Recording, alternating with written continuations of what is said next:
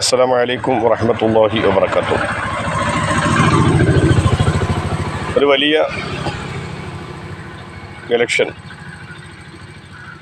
Suspension ഇന്ന് ഇങ്ങനെ നടന്നുകൊണ്ടിരിക്കുകയാണ്. 400 സീറ്റെന്ന ഹാട്രിക്കിലേക്ക് സ്വപ്നം കണ്ടിരുന്ന മോദി ടീം സത്യത്തിൽ രാജ്യത്തൊന്നുമല്ല എന്ന് തെളിയിച്ചിരിക്കുകയാണ് രാജ്യത്തെ വോട്ടർമാർ, ജനങ്ങൾ. ഇപ്പോൾ തന്നെ നമ്മൾ മനസ്സിലാക്കുമ്പോൾ 42% ആളുകൾ ഇന്ത്യ മുന്നണിക്ക് പിന്നിൽ അടിയുറച്ച് നിൽക്കുകയാണ്. ഏതായിരുന്നാലും വരും സമയങ്ങളിൽ, വരും മണിക്കൂറുകളിലൊക്കെ ഇനിയും അങ്ങോട്ടും ഇങ്ങോട്ടുമൊക്കെ സീറ്റുകളുടെ എണ്ണം വർദ്ധിക്കാനും കുറയാനുമൊക്കെ സാധ്യത കൂടുതലാണ്.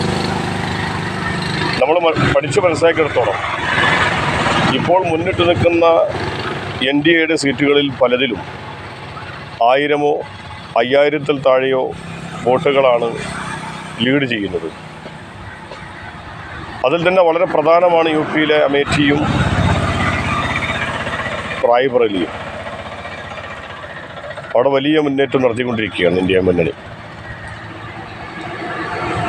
പക്ഷേ നമ്മെ സംബന്ധിച്ചിടത്തോളം വലിയൊരു സങ്കടം, ഈ വർഗീയ വിഷവിത്ത് കേരളത്തിൽ വേവില്ല എന്ന് നമ്മളൊക്കെ മനക്കണക്ക് കൂട്ടിയ ഒരു സ്ഥലത്ത്, ഞാൻ ഇതിനു മുമ്പ് എൻ്റെ ഫേസ്ബുക്ക് ലൈവിൽ ദല്ലാൽ നന്ദകുമാർ എന്ന് പറയുന്ന ആ സഹോദരൻ്റെ വാക്കുകൾ ഇട്ടുകൊണ്ട് ഒരു വീഡിയോ ഇറക്കിയിരുന്നു. അന്ന് എന്നെ ഫേസ്ബുക്കിൽ വന്ന് ട്രോൾ ചെയ്തിട്ടുള്ള കുറേ ആളുകളുണ്ട്. ഒരു കാര്യം നമുക്ക് വളരെ വ്യക്തമാണ്, CPI മത്സരിച്ചിട്ടുള്ള തൃശ്ശൂരും തിരുവനന്തപുരവും വലിയ അട്ടിമറി CPMൻ്റെ വോട്ടുകൾ ഉണ്ടായിട്ടുണ്ട് എന്നുള്ളത് നമുക്കൊക്കെ ബോധ്യമാണ്. നമുക്കറിയാം, ഏകദേശം 7 മണ്ഡലമാണ് ഒരു പാർലമെൻറ്റ് മണ്ഡലം. ഈ 7 നിയമസഭാ മണ്ഡലത്തിൽ ഭൂരിപക്ഷം മണ്ഡലവും തൃശ്ശൂരിൽ LDFൻ്റെ കയ്യിലാണ്. എന്നിട്ട് പോലും സുരേഷ് ഗോപി അവിടെ വലിയ മാർജിനിൽ വിജയിച്ചു കയറുന്നു എന്ന് പറയുമ്പോൾ,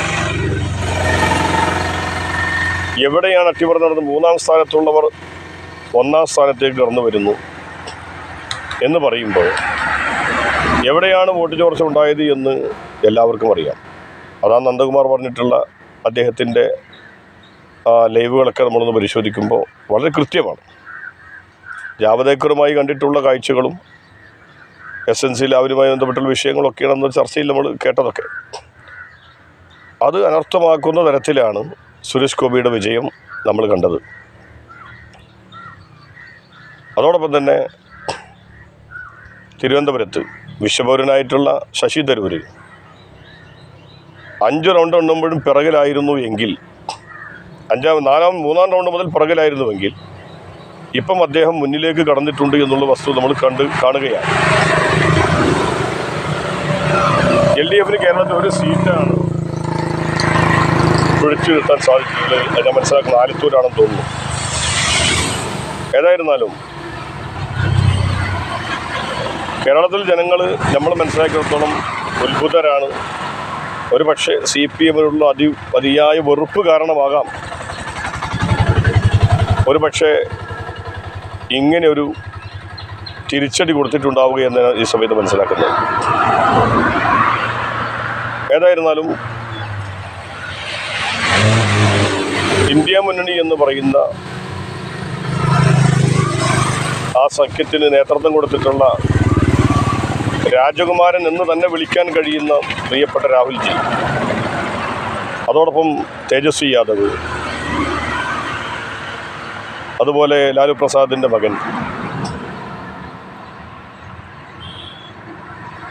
അഖിലേഷ് യാദവ്, DK, അതുപോലെ തന്നെ MK സ്റ്റാലിൻ, അതുപോലെ മുംബൈയിലെ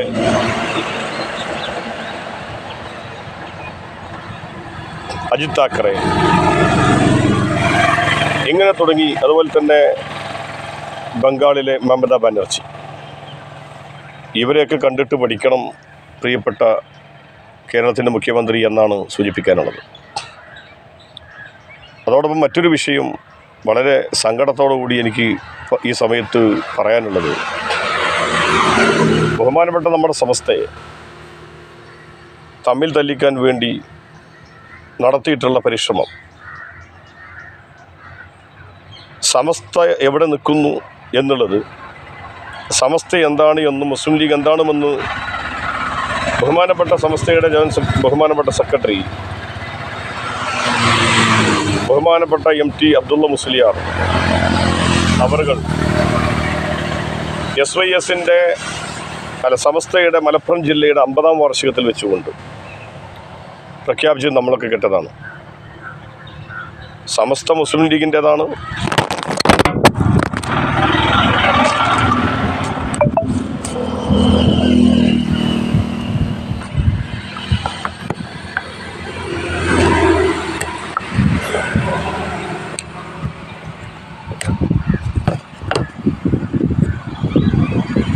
സമസ്ത മുസ്ലിം ലീഗിൻ്റെതാണ്, മുസ്ലിം ലീഗ് സമസ്തയുടേതാണ്.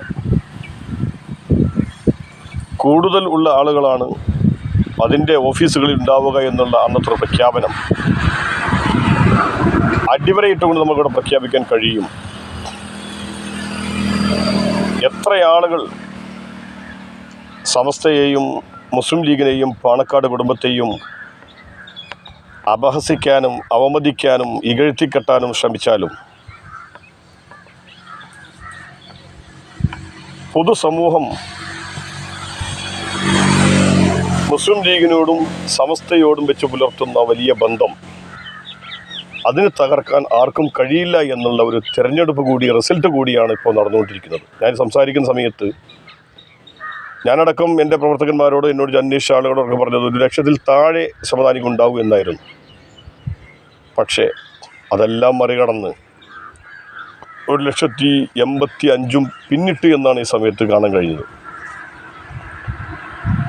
മുസ്ലിം ലീഗിൻ്റെ 3 സ്ഥാനാർത്ഥികളും തമിഴ്നാട്ടിലെ നവാസ് ഗനി വമ്പിച്ച ഭൂരിപക്ഷത്തോടെ മുന്നേറിക്കൊണ്ടിരിക്കുന്നു. മലപ്പുറത്ത് പ്രിയപ്പെട്ട IT മുഹമ്മദ് ബഷീർ സാഹിബ്, പൊന്നാനിയിൽ ഞാൻ പറഞ്ഞല്ലോ എന്തെല്ലാം പ്രചരണമാണ് ഇറക്കിയത്.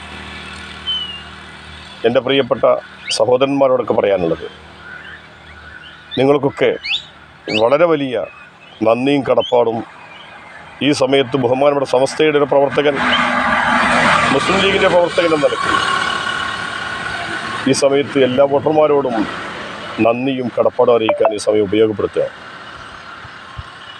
ഇനിയും ആരും, മാത്രമല്ല നമുക്കറിയാം, ഇടതുപക്ഷ സ്ഥാനാർത്ഥി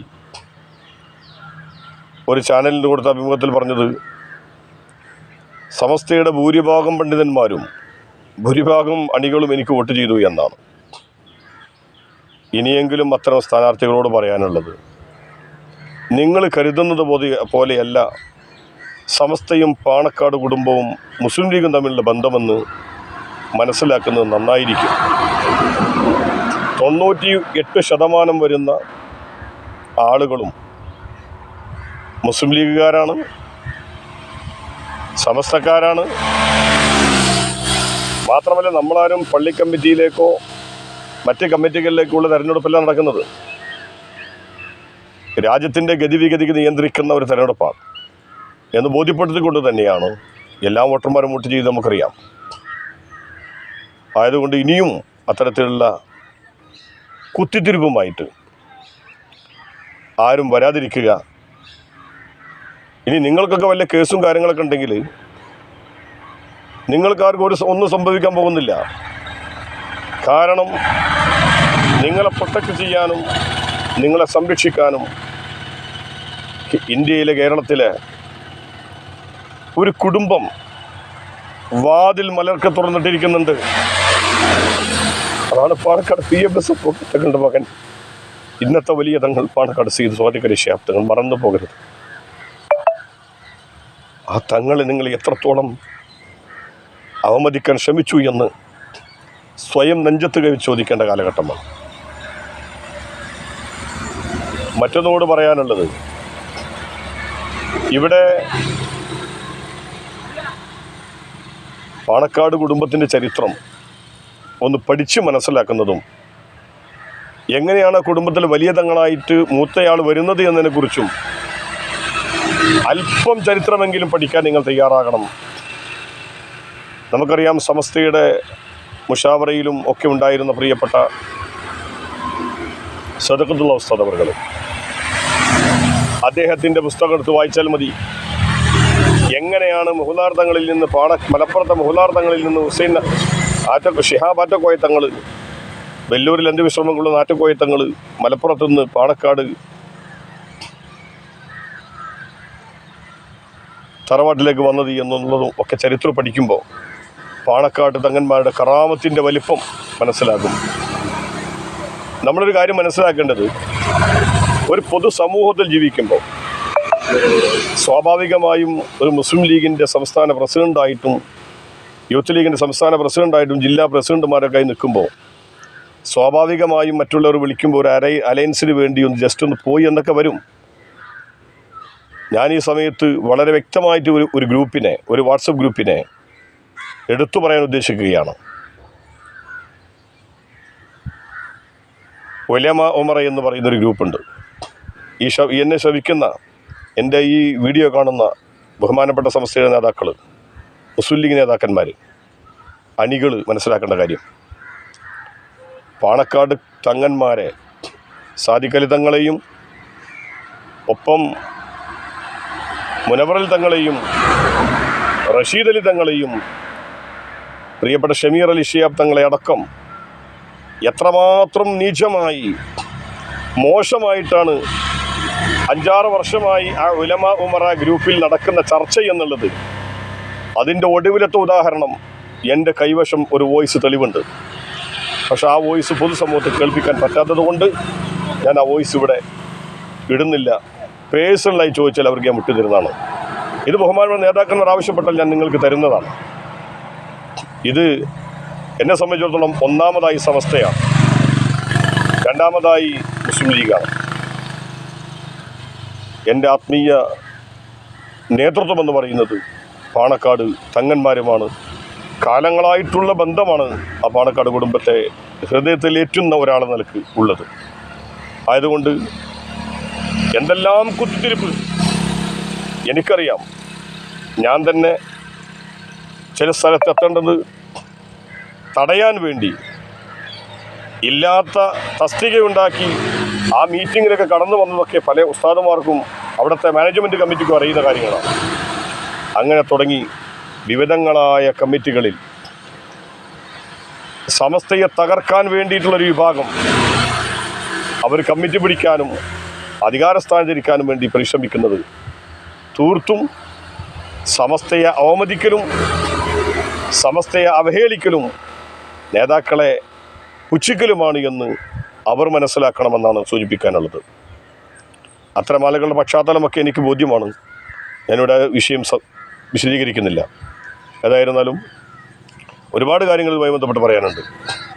ഒരിക്കൽ കൂടി എൻ്റെ പൊന്നാനിയിലെയും മലപ്പുറത്തെയും മലബാറിലെയും തിരുവനന്തപുരത്തെയും അതുപോലെ കേരളത്തിലൊട്ടാകെയുമുള്ള UDFൻ്റെ, മുസ്ലിം ലീഗിൻ്റെ, മറ്റ് ഘടകകക്ഷികളുടെ, RMPയുടെ എല്ലാ പ്രവർത്തകർക്കും നേതാക്കന്മാർക്കും ഹൃദ്യമായ കടപ്പാടും നന്ദിയും രേഖപ്പെടുത്തുന്നതോടൊപ്പം ഇത് നമ്മുടെ മുന്നിലേക്ക് വരാനുള്ള നിയമസഭാ തെരഞ്ഞെടുപ്പാണ്. ഒരുപാട് കാര്യങ്ങൾ നമ്മുടെ നാടിന് വേണ്ടി ചെയ്യാനുണ്ട്. ആ സമയത്തും ഈ ഒരു ഐക്യം, ഈ ഒരു ഒരുമ, ഈ ഒരു കൂട്ടായ്മ, ഈ ഒരു കൂട്ടുകെട്ട് ഉണ്ടാവണമെന്നും എൻ്റെ പ്രിയപ്പെട്ട UDF നേതൃത്വത്തോട് സൂചിപ്പിക്കാനുള്ളത്, CPIക്ക് ഏകദേശം ഈ ഇലക്ഷനോടുകൂടി CPM എടുത്തിട്ടുണ്ടാകും.